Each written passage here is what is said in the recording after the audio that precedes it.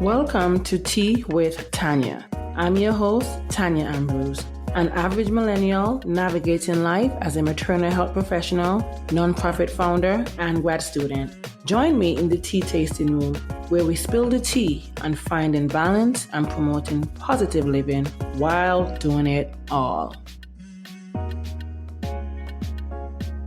Hey friend, welcome back to another episode of Tea with Tanya, where we sip and chat about transforming every aspect of our lives. And today we're diving into a personal but relatable topic again, and that's going to be lessons I've learned in romantic relationships. So you're going to get, I'm spilling some of the tea here as it relates to the lessons that I hope I have learned in romantic relationships.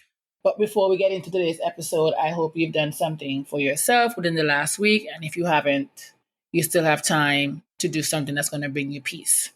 So grab your favorite cup of tea and let's get started. Joining me today is a fave to the tea tasting room, and that's Michele, my girl, my friend, someone who's very popular here with my tea tasters. So it's good to have her here. And I think, she's a good guest to have about this because she has a lot of experience and she's been my listening ear through the ups and the downs and the in-between. She's seen me grow. She's seen me, die and come back alive. Listen, she's just been there. So, of course, I had to bring her in the tea tasting room to help us for this episode. So, welcome to the tea tasting room, Michele. How are you? Hey, hi everyone. Hi, tea tasters. And I'm doing well. I cannot complain, or I try not to. But yeah, I'm doing well. Can't complain. So, are you ready to get into today's episode as we're talking about the lessons that we've learned in romantic relationship? Listen, she said I am so experienced, but we gonna see because yeah, I'm single. Listen, we are in the same boat, but for me, and like I've said on the podcast before, I'm someone who I have to always learn the hard way. I don't know why. I've been trying not to make this be a thing for the last decade now. But I've always had to learn the hard way when it comes to friendships, relationships, whatever it is, whatever ship it is. I often learn the hard way because sometimes I tend to overlook the red flags. Whereas Michele, on the other hand, no, when she peeped that red flag, she's standing 10 toes deep on her ground. Okay, me on the other hand, I got to see the red flag a million and one time. Like the stop sign could be right there, big and bold. Sometimes I ignore it just for thinking about the potential of a person. So for me, I've been in a long-term relationships for almost a decade. That sadly came to an end, not amicably as the young people say, but it still was heartbreaking. Then you venture into quote unquote trying to date because I did an episode prior talking about why dating is not for me because I'm just not a person that I'm a romantic girly. So when I have feelings for a person, Nikima, I think about the future. How are we gonna start our family? Will we get married? The fairy tale fantasy world is what I start thinking about, and I'm realizing now that I tend to put others before me because I am somewhat of a recovering people please. I'm not there 100% yet, but I do put a lot of people ahead of me. And when I enter relationships, romantic relationships, I become this nurturer, and I want to make sure everybody's happy, and I'm doing. I'm giving 100% most of the time to that person, whereas most times it's not always reciprocated to me as well. Mm-hmm. And I have tolerated that for a number of years. And, I finally found the strength to be like, I can't do this. Is not necessarily a bad thing, but I had to choose myself. And then, realizing that, dating someone who's also a narcissist, child, listen, dating someone who's also a narcissist or selfish or could not give me, let's say, 50% of what I was looking for, it's just a big no. So that's kind of my mini journey when it comes to romantic relationship. I'm just tired of people taking advantage of my kindness, and then I realize that some people, how I love and how I show love, or the love languages, whatever you want to call it, not everyone is going to always be receptive to that. And that's not a bad reflection or representation of me as a person. I'm not perfect, and I'm not claiming to be perfect either. But I'm realizing that, more in recent times that people are just not ready to receive the way in which I give love. So, I mean, what can I do about that? What about you? Who are you in a relationship? Well, I don't have that much experience in being in long-term relationships. I think that that's one of my biggest issues when it comes to romantic relationships. I just sometimes, just like you, have chosen wrong. Sometimes I do not stand on business where it comes to seeing something, knowing it's not for me, and bouncing. I think generally we humans love potential. We love to know that potential is there. Who am I in a romantic relationship though? I'm very thoughtful, I'm very giving, I'm very loving. I can be somewhat, how do I put it? I wouldn't say that I'm selfless. Generally, I think I'm like I can be a selfless person, but it all depends on the type of relationship that I'm in. But it's always about me first, which could be bad as well as could be a good thing in certain relationships. So I think in a nutshell, that is how I am in my relationship. I love love. I also know that it's more sometimes than love. Even in romantic relationships, there's other qualities that I need from my partner, and my partner probably requires from me. So I think that that's me in a nutshell in relationships, in romantic relationships, that is. So you mentioned qualities of your partner. So what are some qualities you look for in a partner? And then we'll talk about what we learned. Listen, my qualities, I feel like my qualities are a whole list. So I'm not gonna go through all of my qualities, but one of my biggest qualities that I need in my partner, I need my person to be honest. I also need that person to communicate well because I like to talk. Anybody that knows me knows that I like to talk. I can be a quiet person, but once I am comfortable with someone, like I will chat your ear off when I'm in the mood. And I also need someone that's very understanding and someone that's supportive. I think like those four pillars for me are like the main pillars of my person or what I normally look for. Personality is also very important to me. Your personality needs to match my personality in some way. I'm very fun. I like to have a good time, but I'm also very introverted in some instances. And so there are times where I may not be as extroverted as I would normally be. So I just feel like when it comes to that, personality is big. I need to be able to laugh. Like you can't be too uptight and too serious. Like, that's not gonna work for me. If I'm not cracking up with you, it's not gonna work. So I think those are kind of like the main things. And then there's obviously other things that I look for. But those are some of the main things. And of course, you have to believe in God.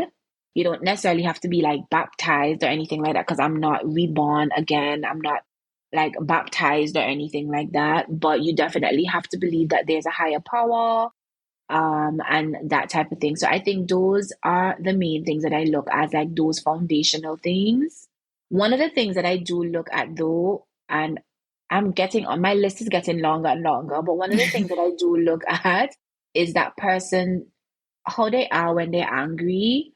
And I also look at how they treat people. Like if I go out on a date with you, like how are you going to treat the waiter? Like those are kind of some small things that I look at because I think it tells me a lot. Like if you're going to be obsessive, if you're going to be aggressive, and I'm not saying men should have some sort of like a little bit of aggression, like be a man, you know? But like I said, like I do look at those things as well because those things will tell me how you will treat me as a person down in the future. So yeah, so those are just some of the small things that I look at. It's not my whole list, but that's what's coming to mind right now. For me, I know for me, you like you said, you have to have belief in a higher power. That's one. You have to be honest. You have to communicate well. And sometimes, we're not always going to be the best communicator, but we Right. have to have some level of communication. Something has to be Yeah. there. You cannot be dense. One thing that I look for, and sometimes I wonder if that's a flaw to an extent. You have to have a great relationship with your family because family is big for me. So you have to have at least a close relationship with your mother or your Mm-hmm. parents, whatever the case may be. And I've been fortunate enough to be in relationships with people who have a close relationship with their mother. Also, like to a fault because it's like sometimes you can seem like the mom is more important than your partner. Which again, I'm not taking it from that relationship, but sometimes I've seen the struggle for them to prioritize their mom versus their partner. You know what I mean? Mama's voice for me is a no-no. That's a lesson that I learned. You know what? Be mindful of the mommy's boy. Okay. If we ask for one lesson that I've learned when it comes to romantic relationships, be very mindful of mommy's boy. But for me, again, how you treat people, how do you react in a situation where it's not working in your favor? Because I know I'm crazy. I can go off sometimes in certain, but I know when and where. You have to be kind, respectful. Again, you're not going to be perfect. I need you to dress well too, but that's just a surface level. But definitely be an active listener and just pay attention to what I'm saying. Be thoughtful because I'm very thoughtful. I'm a very, very thoughtful person in a relationship. And sometimes you just want that to be reciprocated at least 5% at least. You know what I mean? Yeah, no, you want it 100%. Come on. Like if I'm giving you that, if that's what you require in your partner, you should look for someone who's gonna give you that same energy 110%. Like not 5%, sweetie. 100, 110. Eh? It's no, and no, that is true. That is true. So sometimes as a woman, we're not asking for much. Just be open and upfront. That's all. That's all that it takes. And I think once an individual can be that way, it shouldn't be that hard. No, it shouldn't. Which takes us to the lessons that we've learned in romantic relationship. And I'm just gonna go first, and then you'll share yours because for me, I think I've learned one of the biggest lessons that I've learned is the importance of communication. And while it may sound minor, let me tell you, communication really is key. I personally, in early on in my relationships when I was much younger, I didn't realize how crucial it would be to be, open and honest with my partner because I, at some point in time, would suppress who I am. So I would lie about maybe who I am or not show my true self. And I remember not wanting someone to, like for me, the people who I've dated in the past, I come from a family and I got to put it in. I was trying not to say, but I got to say, is what it is.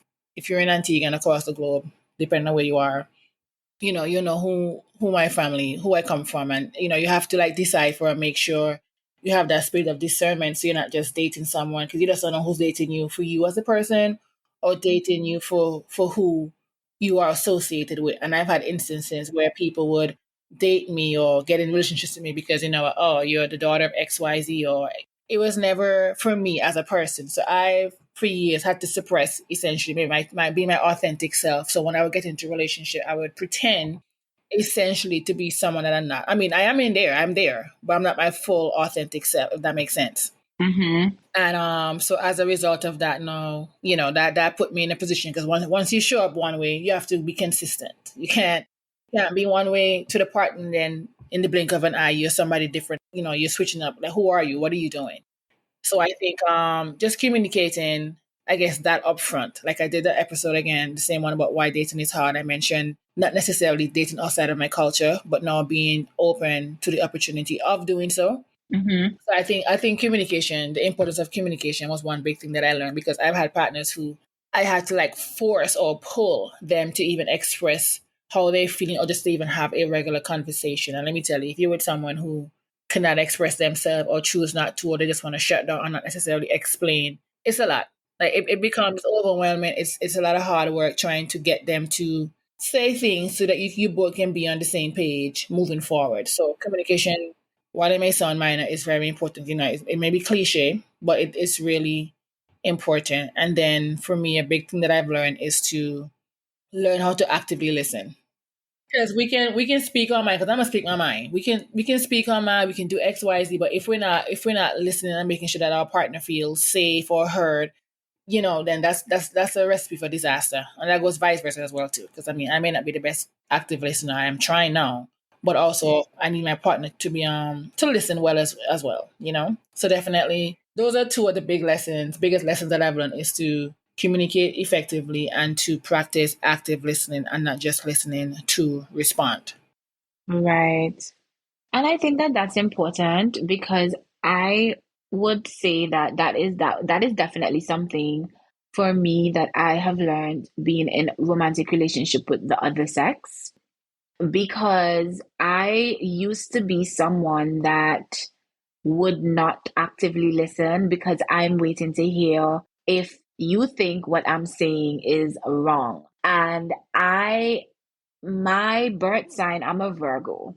And You know what I say about them Virgos? Virgos are the biggest overthinkers. No, I'm not saying that. I think generally women overthink, but Virgos, if you are a Virgo and you're listening to this, you know what I'm talking about. If you've dated a Virgo and you're listening to this, you know exactly what I'm talking about, okay?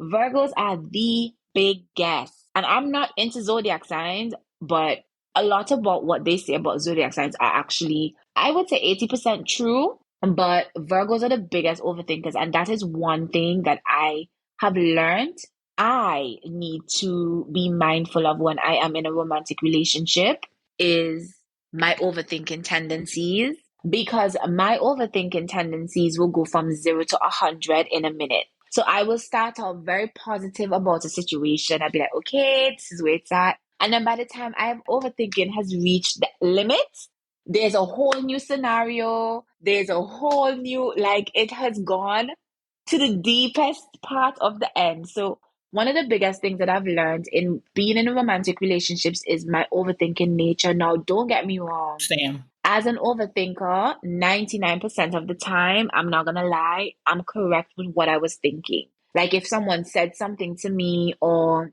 but it's just the level at to how fast I can also turn left. And I would agree that I was not someone that's listening to actively listen and understand what you're saying. I'm listening to respond to you because I there must be a little debate because I need to prove my point.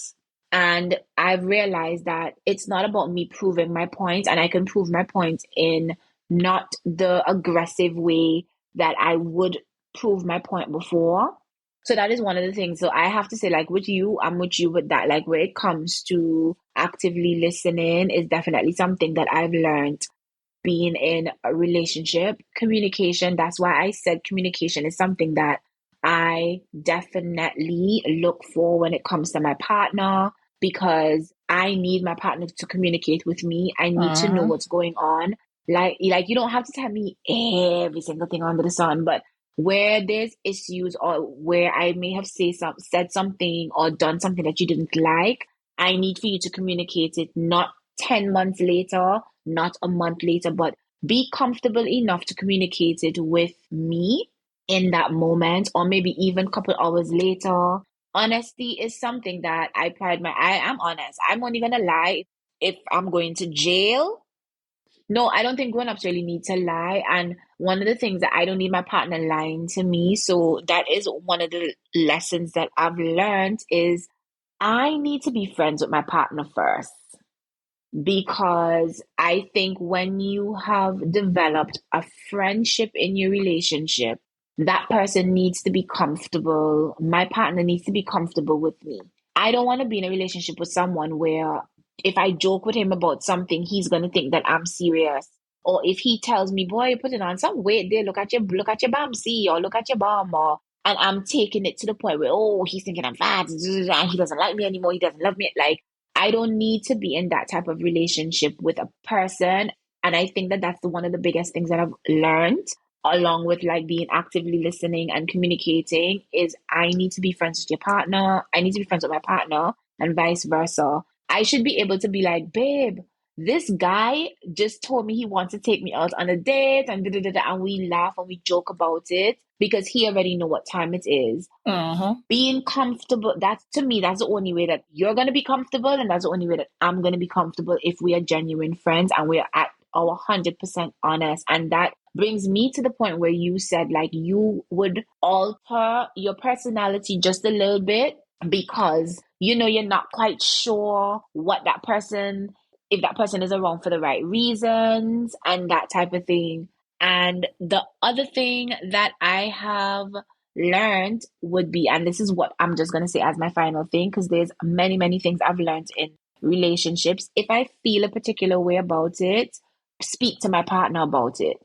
Do not internalize it and don't let it fester internally. If he said something to me that I didn't like, if I'm upset in that moment, it's not going to be said correctly. And I'm someone like sometimes like I'm so straightforward, like it comes off wrong. So I would probably wait a little while and be like, hey, babe, you know, you said this to me and You really made me feel bad. This is how, and that then brings some level of communication. And that's why I need someone that is willing and open to be honest, be my friend, and communicate with me the way that I need to be communicated, and also vice versa on my end. So those are some things that I've learned being in relationships. I'm not and I also learned that I'm not perfect. And we women have a lot of flaws. Like, women are not perfect, and we blame guys a lot, but we have a role to play in how our relationship and our romantic relationships go, whether it ends up being positive or even whether it ends up being negative. So that's what I've learned. Yeah, and I agree. And piggybacking even from the communicating standpoint, knowing what your attachment style is, because I had to learn that from my therapist, because I was dating someone and they weren't as present as I need them to be, because I'm a big communicator. Like, for me, you can do your thing. I'm not saying we need to talk 15 million times in a day, because we're all busy with our lives. We have jobs. Don't get me wrong. I personally kind of be with someone who kind of check in. Like, a week should not go by and I haven't heard from you. Well, if a week is going by and you haven't heard from your partner, then you and that person are in a relationship unless that person is in jail. Like, a week or an entire weekend cannot essentially go by and I not hear from you without you telling me, hey, this weekend is going to be, like, without giving me a notice based on what is happening. And I've had to deal with that, and I found myself becoming more and more anxious. And I'm like, what is going on? Found out I had an anxious attachment style as well. But now that I'm reflecting, I'm thinking that essentially came about to an extent because of, again, the individual probably was not giving me what I wanted by way of time and these different things. And I did not, in the beginning, did not quite communicate that. And then when I started communicating, how I was feeling, that person was not receptive to what I was trying to communicate, because I wasn't commenting on the person or anything. It's just a matter of, if we're going to be in this together, we have to understand that there's like an expectation that is set, Mm-hmm. for us. But it is what it is. At the end of the day, you live and you learn. And you have to realize that, think about your desires and your wants and needs. Because too many times as women, sometimes we tend to cower because, oh yeah, I like this guy, or we fall in love with the potential, and the potential be killing us. Okay? The potential have us in a chokehold. Well, that's what the young people be saying now. We date, we are literally in a relationship saying, okay, he is event, or she is eventually. Like, people are dating for potential. And the thing about it is, an older, a more mature lady she told me you can date for potential, but she's like, she don't really know if she totally agrees with that statement, because half the time you end up being disappointed depending on the person and their personality, or just the scenario of the particular situation. And with your situation, like, I personally feel like it's also expectations and boundaries, and not even expectation and boundaries, is standards. When you meet someone, what is your initial standard that you are presenting to them? Because as a human being, I don't know if it's okay for me to not talk to you for a week. I've done it when I first met you. You never said anything. So it's okay. It's automatically okay. Or I've said something to you that you didn't really like, and you didn't pull me up or say, hey, I really don't like when you spoke to me in this particular way. So I'm going to do it again, and I'm going to do it again. You're still not going to say anything. I'm going to do it again. So at that point, you would not have put down your foot or say, hey, this is the situation. So you would have lacked communication, or I would have lacked communication in those instances, because I'm not communicating how I truly feel about this person speaking to me or doing something that I really don't like. So is it really an attachment style, or is it us just not being vocal enough, or being afraid to be vocal enough because we like this person so much? No, that's a good question too. Sometimes, again, we not open and clear, accepting. So you often ask me, what are you accepting? What are your standards? You know what I mean? I think the minute that we realize what we're willing to accept, and that's what I had to learn. Like I said, I always end up having to learn things the hard way. But once I learned that lesson, honey, there's no going back. I'm an A student when it comes to that, because no, you realize at some point in time you deserve better in life. Like, why are we getting into dating people or getting into relationships where people are not valuing us, but we are? It has to be a 50-50, or whatever the terms that the young people are saying, or 80, I don't know what they be saying. But, it has to be equal. Like, we have to be, when we talk about, equally yoked. That's important too. Like, you mentioned earlier, wanting someone who believes in a higher power, who has this quality, who is nice. We have to be equally yoked. And I think many of us, sometimes we're not equally yoked with the partner that we choose sometimes. And that's okay. And no, and the thing about it is what's kind of sad in romantic relationships is that we know we're not equally yoked with the person. We're still trying to make fetch happen. Like, Yeah, like you were trying to make fetch a thing when we know that fetch is not fetching. Okay. Like like it's not a thing. So I think that is why, again, dating for potential, right? Because you're hoping that things change. You're hoping that it becomes a thing. You're hoping that what you want, God is going to give you today. When God already told you this is not the person, or the universe already said, too much things have happened in the beginning of this situation. There are red flags here, and it may not be red flags that you and that person may in the future can potentially be together. But for right now and what you want, it's not for you right now. yeah. Yeah, half the time we don't listen to, or we see the red flags, but we just ignore them because we're human. So, No, no, for me, because in my mind, I'm like, oh yeah, I can turn that red flag. Because for some reason, listen, for some reason, in my delusional ass mind, before younger me, I'd be like, oh yeah, I can change or fix this person. But again, that's another with males, girl. Listen, young and naive, okay. But now that you're older, now that I'm older and wiser, you realize at the end of the day, even when you want to be with someone or you love a person, you have to accept them for who they are. And then when you start thinking about wanting to change certain aspects about them, then that person obviously is not the right fit for you because you shouldn't want to have to change a person drastically. You know what I mean? yeah, with males, and I'm saying with males because I think women, we will conform. We will I feel women are a little bit more fluid. We will, we'll change. We'll work towards it. We'll work towards it aggressively, Uh-huh. Men, uh-uh. And one of the things that I've learned is in life, just in general, is never try to change people. Accept people for who they are. And when the moment you start doing that, life becomes so much easier, right? Just accepting people for who they are. If you've realized that that person is not for you, it's time for them to go. But accept that person for who they are in the moment that they can give you whatever it is that they need to give you at that moment. So, girl, men don't change for nobody. They will change when they want to change. For that person that they want to change for. And people will change for the people that they want to, yes. And I wouldn't even say that it's a change. I think people treat, and I'm a big advocate of this. Everybody is treated differently in life. You and I can have the same partner, and that person is going to treat the both of us. When I say completely different, it would be like night and day, or it would be like day and day. It'd be like a sunny day, a rainy day, or a cloudy day. Like, people just treat everybody differently. Like, and that's where men treat women differently.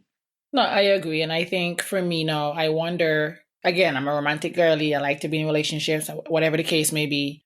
But my question to you is do you think, because for me, let me take it back, experiencing, being in a long term relationship and then that coming to an end and you're just like, wow, you didn't imagine that being your story, but then you also had to make the decision to choose yourself and what you wanted.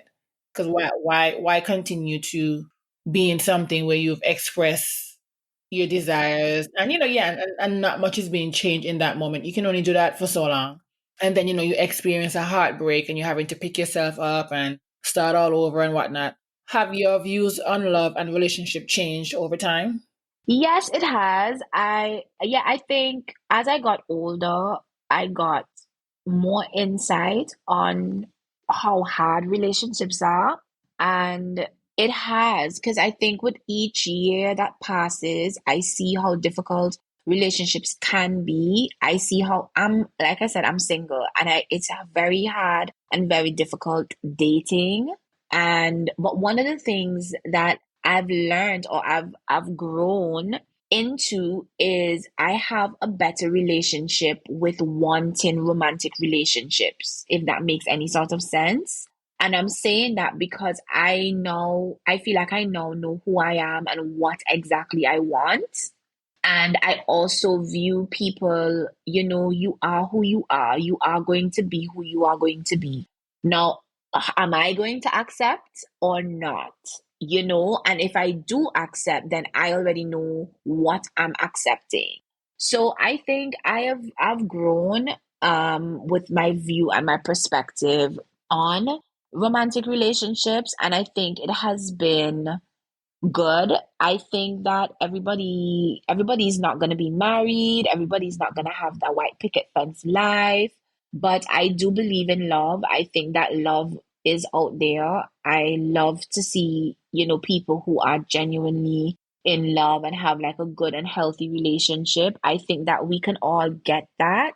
But in the same breath, it's probably just gonna take it's just gonna take some of us longer to navigate that than other people. And one of the things that I think I'm learning about my views on love and relationships is that whole aspect of friendship in my relationship and communication in my relationship and communicating effectively. Making sure that I am communicating the right way and not the wrong way. So, yeah, my views on love have changed. At one point, I was like, this thing is a hot mess. And don't get me wrong, it is still a hot mess, but I think that with as I get older, I am becoming more in tune. I read a lot of books. I read that book on love languages. I haven't read the one for couples. I'm about to read that one, but I did read the one on being single or singles love languages or whatever. And I think as you get older, you become more mature, your mind should grow, it should develop, and to be intentional about changing my views on love. And I think for me, I've been very intentional about that. So because I have been more intentional about it, I have had a change on how I view love and how I view relationships.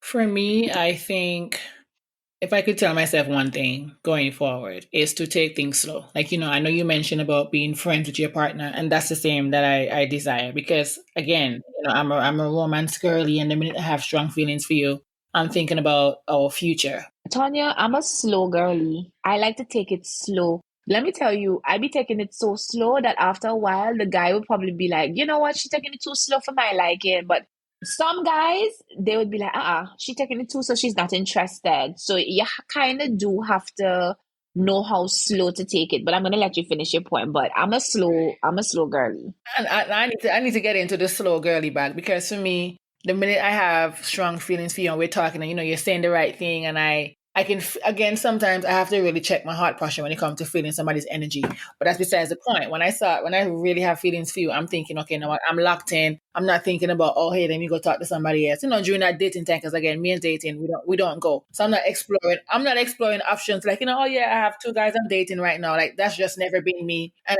I cannot really see it being me. I can only try. But for me, I want my views when it comes to love and relationship, it's just to take my time Yeah. to genuinely get to know a person. Because sometimes you think you know a person in that short space of time. And sometimes, it can work out. Because I got into a relationship that lasted 8.5 years. And that relationship started really, really fast. Like within a month and a half or two, we got together and then it lasted 8 years. Sadly, it ended, but whatever the case may be. But for me, going forward, I think when it comes to relationships, I'm going in with intention as well, to like deep intention as what I want from this relationship or this potential partnership. Take it slow, not as slow as you, but slow enough. Because I mean, again, I'm giving you same boat, so I need to get into like the 800, 1,500 meters kind of race when it comes to a relationship. Because I be too fast.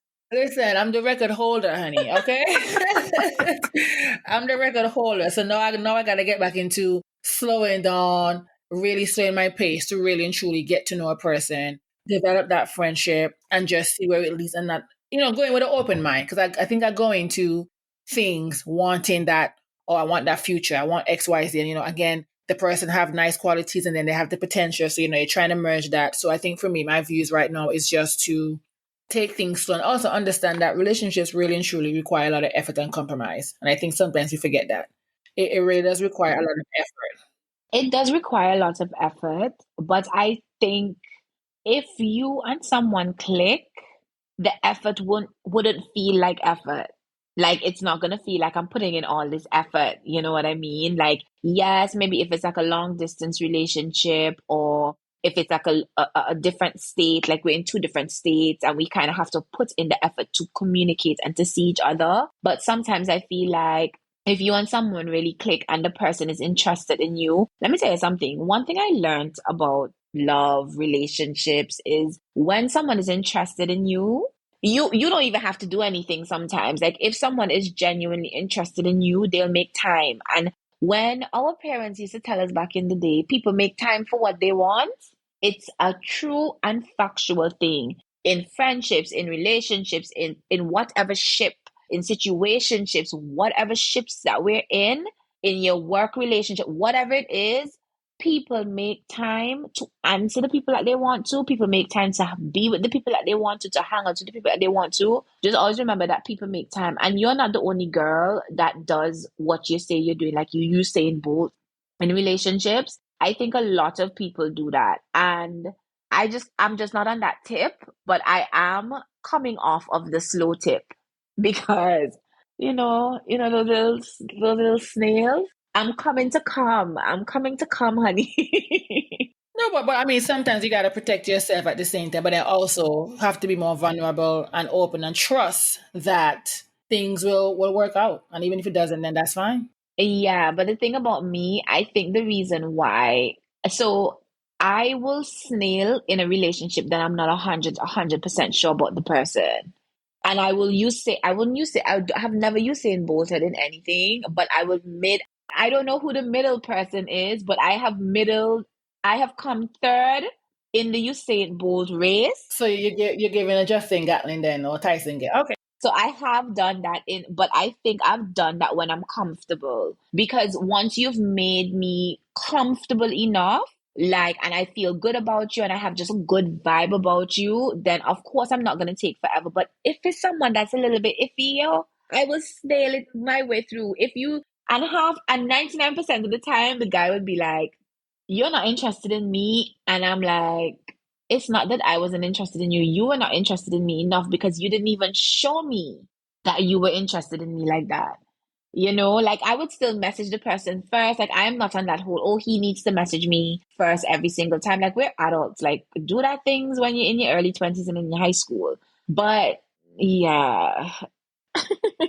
No, I get that. I get that. We got it just takes one day at a time. And as we get ready to wrap up, I want us to leave and talk about boundaries and trust. Like how do you establish and maintain healthy boundaries in a relationship?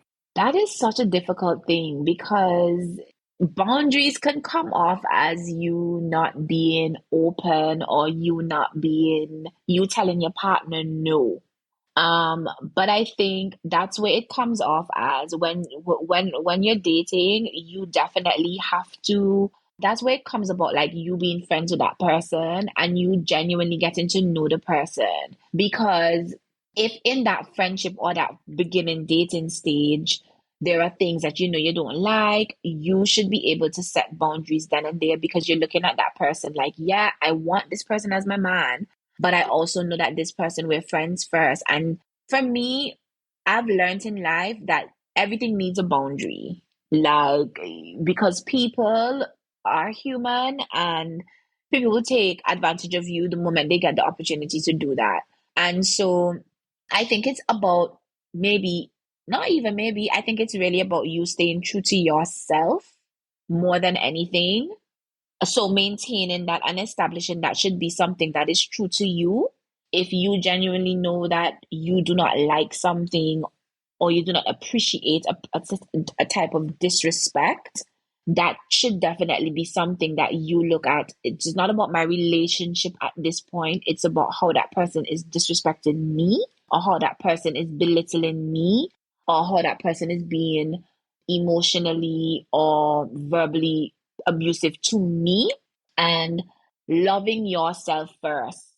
Because at the end of the day, we're here speaking about romantic relationships, but if we do not love ourselves, then obviously we won't have no boundaries. And then when we do get those boundaries, the person is looking on you like, where the hell did this come from?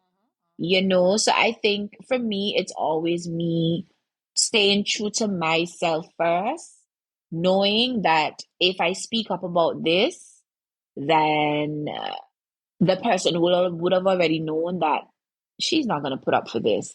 And if I have not spoken about it, then I should, because it's not it's about how you're making me feel as a person, and it's not to be combative or aggressive with it, but it's just knowing that, hey, this girl have a boundary and she does not play when it comes to certain things, and I'm either going to be here for it or I'm not going to be here for it. And so I think when it comes to establishing and maintaining boundaries, I think it starts with you and what your standards are as a person to then set those boundaries. So I think it really begins with you. And maintaining it should just be something that you are willing, you want to do, because it's going to come natural. That if someone is doing something that you don't like, or whatever the case may be, that you're able to say, okay, this is where, yeah, this is where I'm not, you've done this. Yeah, this is not, I'm not doing this, right? So I think for me, it starts with the person, and establishing it should be from onset, because we see things in people from the moment we have that first dinner, lunch, drinks, a walk in the park. We see things in people, and over the period of time of building that relationship. Yeah, so I think it establishing it should start with you, maintaining it should always, it's you. Yeah, it ultimately comes down to you. And I think setting boundaries. And not being afraid of losing that person. Like, Because if it's meant to be, or if that person is the one for you, they'll be able to respect. And this goes just outside of any romantic, just in general. If a person cannot respect your boundaries, then they don't need to be in your life. And that's coming from someone who's always moved the goalpost when it comes to setting boundaries. You know, because again, it's important when you set boundaries. I feel like it's essential for a healthy relationship. mm-hmm. You know, we throughout this whole episode we've been talking about communicating. So once we're able to communicate our limits early on, and also respect our partner's boundaries as well, over a period of time, we'll be able to build that trust. And of course, consistency and honesty will be key as well when it comes to building trust. Yeah, because this is not about men only. As a woman, some women take advantage of men.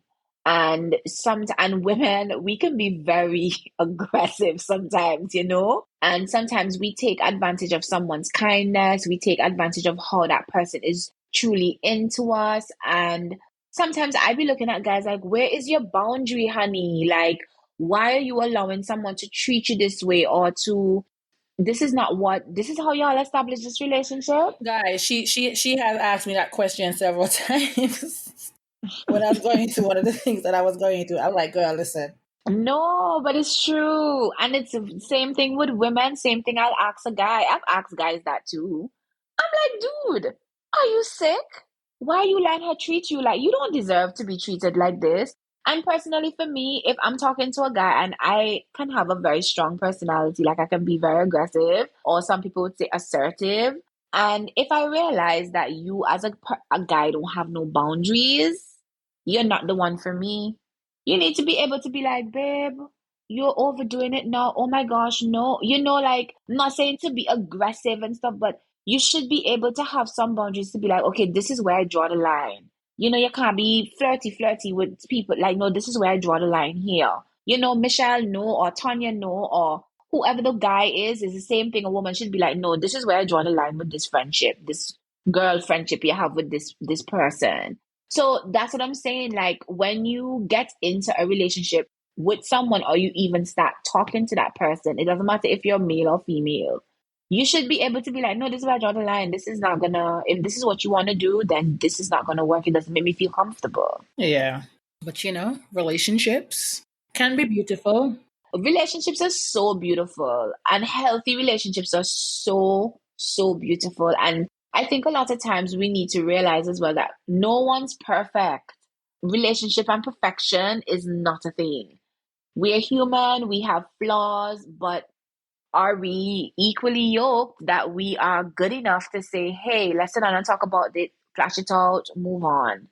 Or if that person is not treating me right, I don't want to be treated like this, and that person is not budging. It's time for me to go. So relationships are good. I love to see love. I love it. Yeah, it's a journey of learning and growing together. So if you guys do not take away anything from what me and Michelle said today, you want to communicate, set proper boundaries, do not move them like how I do, and trust the process, and definitely be kind to yourself and of course your partner if you are to be in a relationship. So it starts with self-love. Okay? Yeah, it does. Well, thank you for being here, Michelle. Let the people know where they can find you. No problem. So you guys can find me on YouTube, Instagram, and I dibble and dabble a TikTok. Still trying to get my TikTok career off the ground. Teach me your ways. But it's officially Michelle, so it's just officially Michelle on all platforms. And that's how you guys can find me. All right. Well, thanks for being here. No problem. Thank you so much for having me, and I will hopefully talk to you guys soon. All right. Bye. Bye. Thank you for joining me for another episode of Tea with Tanya. If you like this episode, be sure to share it with a friend. Don't forget to follow on Instagram at Tea with Tanya Podcast. Be sure to subscribe to the weekly Tea Talk newsletter. And of course, rate on Apple or Spotify and subscribe wherever you listen. See you next time. I love you for listening.